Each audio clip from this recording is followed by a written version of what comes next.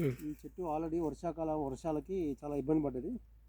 ఆకులన్నీ రాలిపోయినాయి, దీనస్థితిలో ఉంది. బతకాలని కూడా ఆశిస్తూ ఉంది ఇది. అయినా ఈ సమయంలో ఈ గవ్వలు అనేటువంటి మనం అనుకునేటువంటి ఈ గవ్వలు చెట్టుకు పట్టుకొని ఆ బతికే చెట్టుని కూడా ఉన్న రసాన్ని పీల్చుతుంటాయి. ఈ చెట్టు యొక్క రసాన్ని పీలుస్తుంటాయి.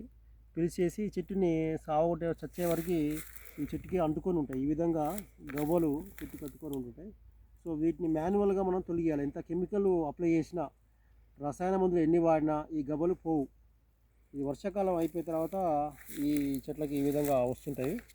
సో వీటిని మనం మాన్యువల్గా చెక్ చేసుకొని మనుషులు చేయితోటి కొన్ని తీసేసి సో ట్రీట్మెంట్ చేసి కొంచెం చేస్తే మనం ఈ చెట్టుని బతికించుకునే అవకాశం ఉంది. బతకాలని చాలా ఆశపడుతుంది పాపం చెట్టు.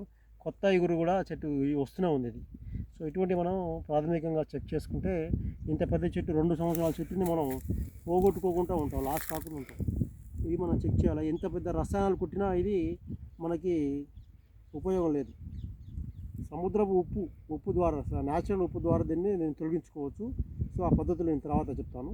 ఇది మొట్టమొదటి మనం మాన్యువల్ చేయాలి. అన్నిటికీ మనం ఉప్పు కొట్టలేము, పాసిబిలిటీ కాదు. కాబట్టి ఇది మనం చెక్ చేసుకోవాల్సిన అంశం. ఏదైనా ఒక 100 నియర్లీ 100 గవ్వలు దీనికి అట్టుకొని ఉన్నాయి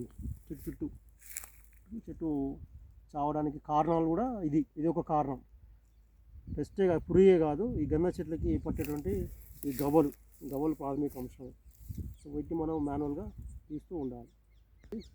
ఈ గవ్వ తీసిన కాడ పైన కాండం దగ్గర పెట్టి కెమెరా, గవ్వని బలవంతంగా ఊడబీకిన కాడ కాండం ఇట్లా గ్రీనరీ ఉంది అంటే దాని రసాన్ని పీల్చేస్తుంది. పైన బెరడు ద్వారా చెట్టు యొక్క రసాన్ని పీల్చేస్తుంది.